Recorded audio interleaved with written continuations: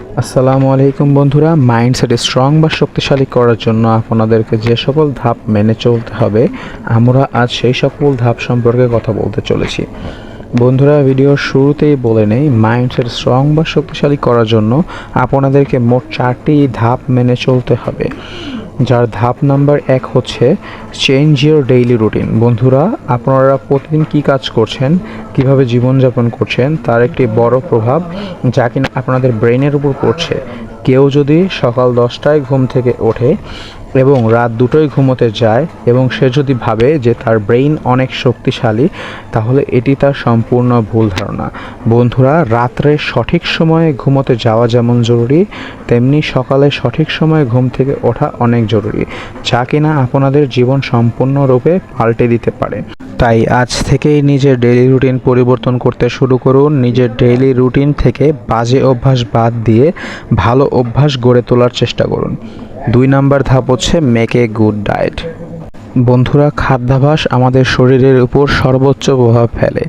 কেউ যদি fast food বেশি পরিমাণে খায়, তাহলে তার ব্রেইন কর্মক্ষমতা হারাতে থাকে এবং দুর্বল হয়ে পড়ে। অপরদিকে যারা ব্যালেন্স ডায়েট মেনে চলাচল করে, তাদের ব্রেইন অনেক শক্তিশালী হয়ে পড়ে। তাই মাইন্ডসেট শক্তিশালী করতে হলে আজ থেকে নিজের খাদ্যাভ্যাস পরিবর্তন করে একটি সঠিক ডায়েট চার্ট ফলো করে খাবার খাওয়া শুরু করুন, যার ফলে আপনাদের ব্রেইন অনেক শক্তিশালী হয়ে পড়বে।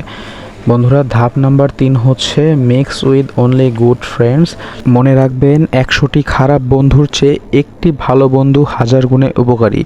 আপনি যখন কোনো খারাপ মানুষের সাথে মিশতে শুরু করবেন, তখন আপনিও ওই খারাপ মানুষের গুণাগুণগুলো নিজের মধ্যে গড়ে তুলতে শুরু করবেন। মনে রাখবেন বন্ধুরা, সঙ্গ দোষে লোহা ভাসে। আর যদি আপনি একজন ভালো মানুষের সাথে মিশতে শুরু করেন, তাহলে আপনি উপকৃত না হলেও কখনো ক্ষতির সম্মুখীন হবেন না।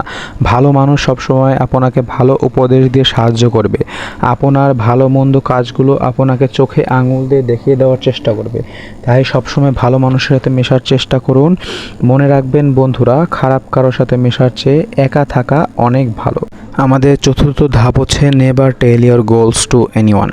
দেখুন বন্ধুরা, আপনার লক্ষ্য বা গোলস যা কিনা আপনার জন্য উপকারী হতে পারে, আপনি কাউকে বলছেন এবং সেটি তার কাছে হাস্যকর বলে মনে হচ্ছে। তাই আপনার লক্ষ্য সম্পর্কে তিনি এমন কিছু বলতে পারে যাতে কিনা আপনার মাইন্ডসেট দুর্বল হয়ে পড়ে এবং আপনি আপনার লক্ষ্য থেকে দূরে সরে আসতে বাধ্য হন।